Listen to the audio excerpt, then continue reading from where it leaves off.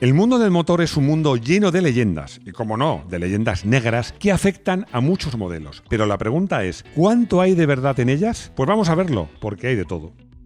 Bienvenidos a Garaje Hermético, enciérrate con nosotros.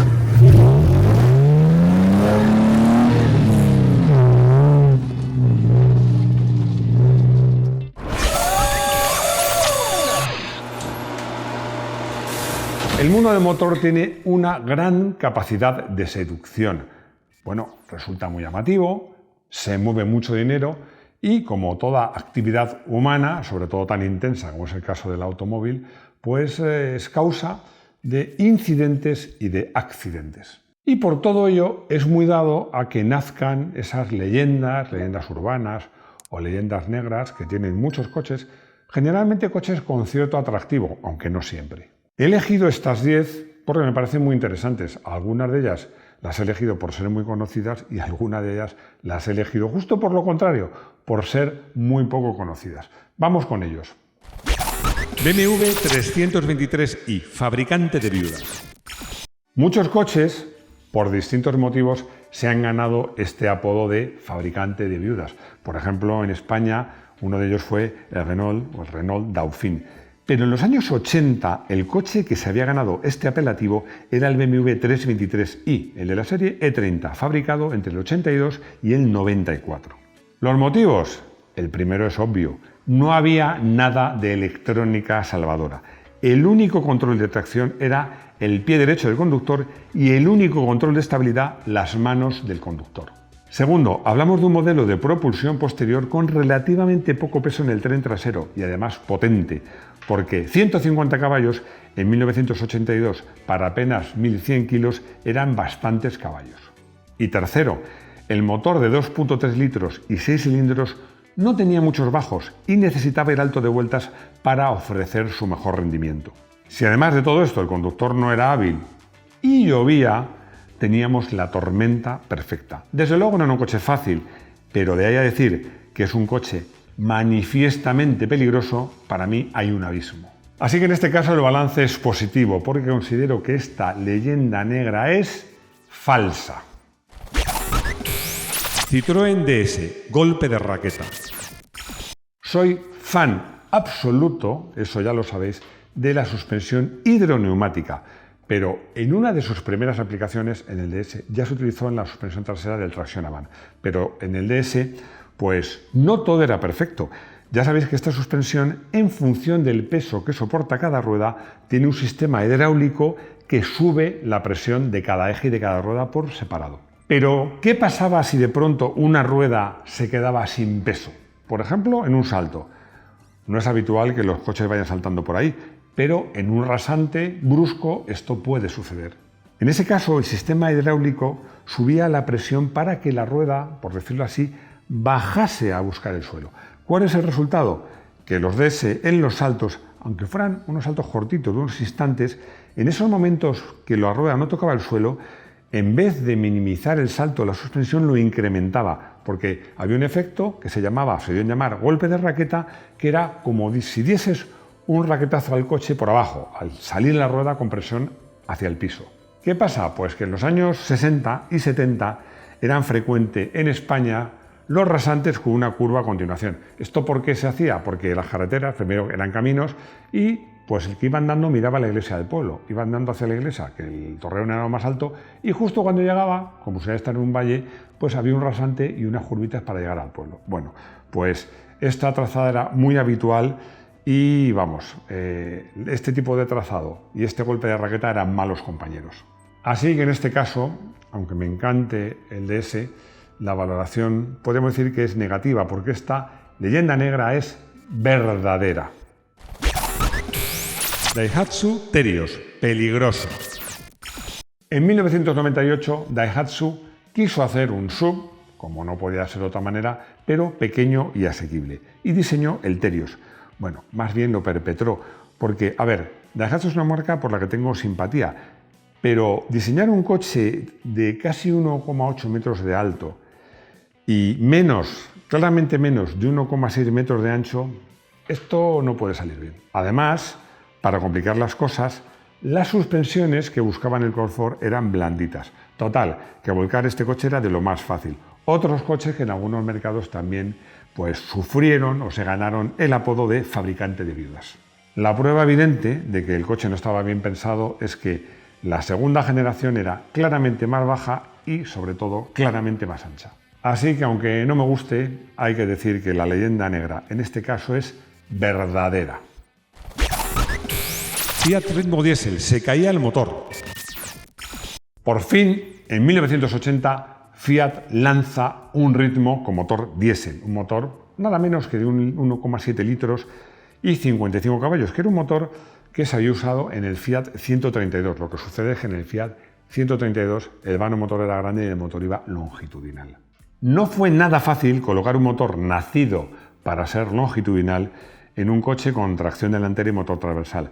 No cabía, tropezaba con algunos elementos de la suspensión, el chasis no parecía pues, el ideal o preparado para tanto peso y vibración, fue todo muy complicado. Nunca fue un coche redondo. De hecho, los soportes del motor en la cuna de bastidor, los famosos silent block o silent blocks, se deterioraban rápidamente, de forma que prácticamente desaparecían y el motor se caía. Ojo, caía dentro del vano motor, pero no al suelo. En cualquier caso, había que llamar a la grúa. Esto no solo lo he leído, no me lo han contado, es que conozco casos. Así que en este caso siento que es negativa la valoración porque esta leyenda negra es verdadera. Ford Escort Cabrio, chasis flexible. Se dice que el bastidor del Ford Escort Cabrio, el que la tercera generación que apareció en el 85, era casi un chasis de goma, que se retorcía mucho.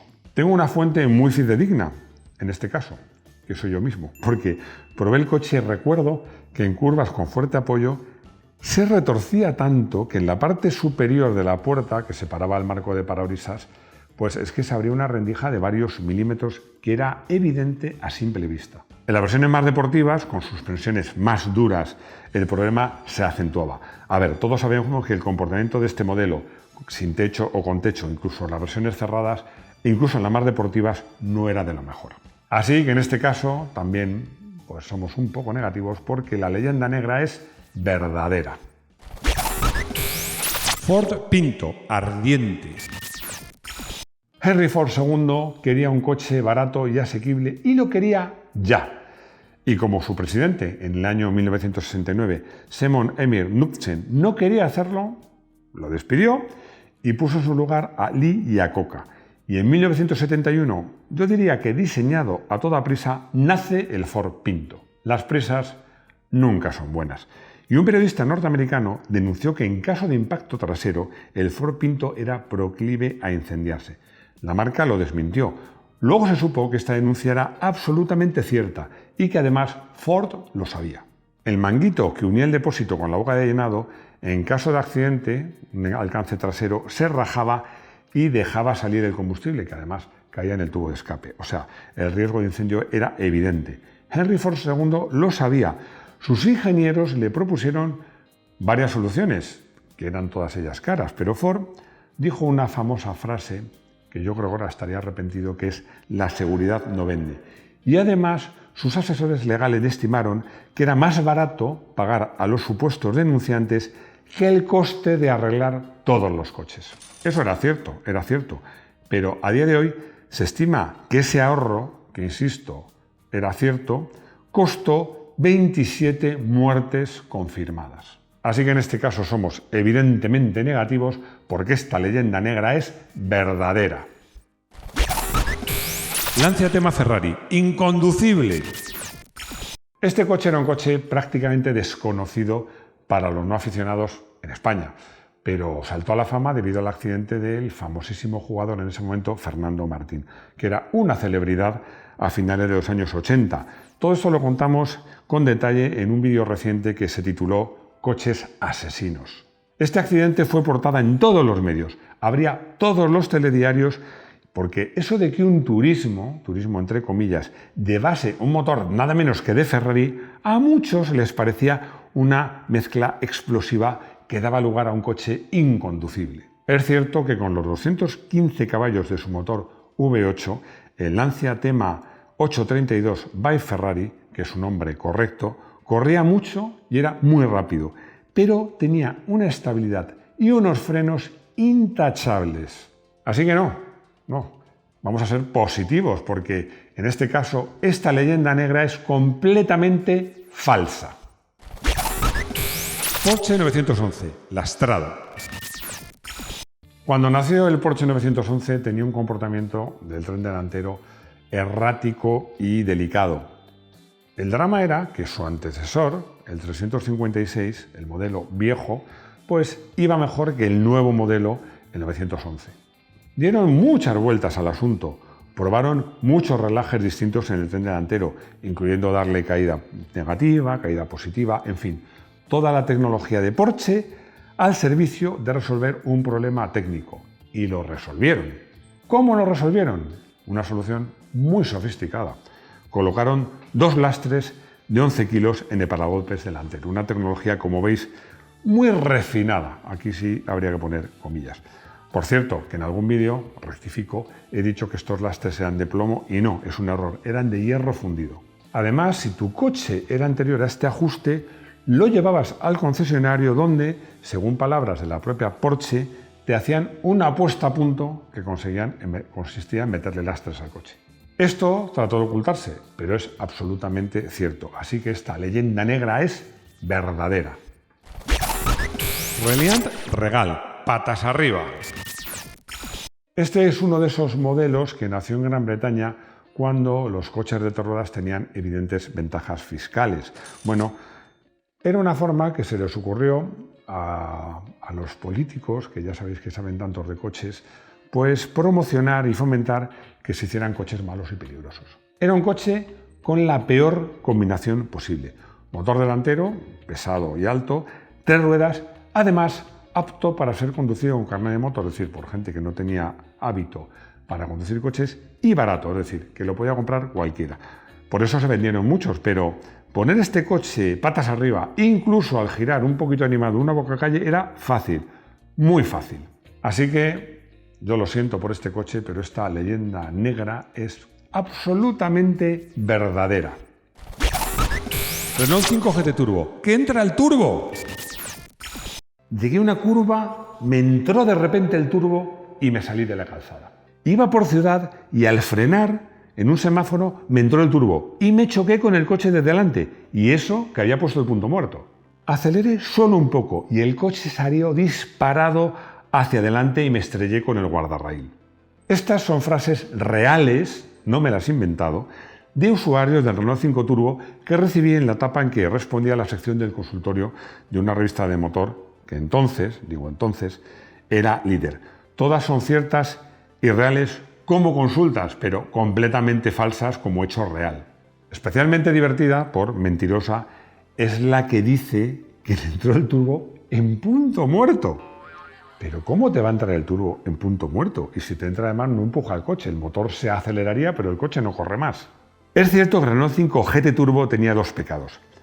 El primero, muy turbo de la época, es que la respuesta al acelerador a igual presión no era siempre la misma, dependía del régimen del turbo y te podía sorprender con una entrada de potencia algo mayor de la que tú preveías. Incluso sin mover el acelerador, la potencia podía aumentar con la entrada del turbo. A ver, esto es cierto, pero nunca te entraban 50 caballos de golpe, ni mucho menos. Pero el mayor pecado de este coche era ofrecer a un precio muy interesante un coche con un nivel de prestaciones nunca visto. Su relación precio-prestaciones era imbatible en su época y ponía un coche muy prestacional al alcance de conductores no muy expertos. Así que vamos a hablar bien de este coche, que se lo merece, porque esta leyenda urbana es completamente falsa. ¿Te gustan o no te gustan las sensaciones fuertes? Si tu respuesta es que sí que te gustan, de elegir un coche del día para ti especialmente. El Reliant Regal. Emociones fuertes aseguradas. A Paco le han ofrecido un Daihatsu Terios, que dice que está muy bien y a muy buen precio, del 2018, pero me comenta que ha leído por ahí que era un coche peligroso y que entonces está dudando en comprarlo. La respuesta es muy fácil, si has visto el vídeo ya lo sabrás. Ese coche es de la segunda generación, es decir, no era el peligroso, ese coche ya va fantásticamente bien y te lo puedes comprar con total tranquilidad. Moncho tiene un R8TS y ha visto en el vídeo que hicimos, uno de los vídeos, lo de el lastre del 911 y se le ha ocurrido hacer lo mismo a su R8. La respuesta es, mira, es otra cosa, yo no te lo recomiendo. Tienes otras soluciones mucho más sencillas. Yo creo que unos amortiguadores en condiciones, llevar los relajes de suspensión bien, caída negativa detrás, unos buenos neumáticos. Bueno, el R8 y más el TS siempre será un coche con motor posterior difícil de conducir, pero no peligroso, y no hace falta que recurras a ese sistema tan primitivo de lastrar el tren delantero. Llegamos al final de este vídeo. Bueno, ya habéis visto que hay de todo. Hay leyendas negras que son ciertas, muy ciertas, y otras que no, otras que son completamente falsas. Espero que os haya gustado, y si sabéis de más, aquí en comentarios, aquí abajo, me lo contáis, porque podemos hacer otro vídeo. Y quería daros las gracias por apoyarnos, por suscribiros, por hacer comentarios, por compartir el vídeo, por haceros miembros. 0,99 € al mes, más barato imposible, no nos dejan. Y nada más, pues muchas gracias por vernos, y sobre todo espero veros aquí de nuevo en nuestro garaje hermético. Hasta pronto.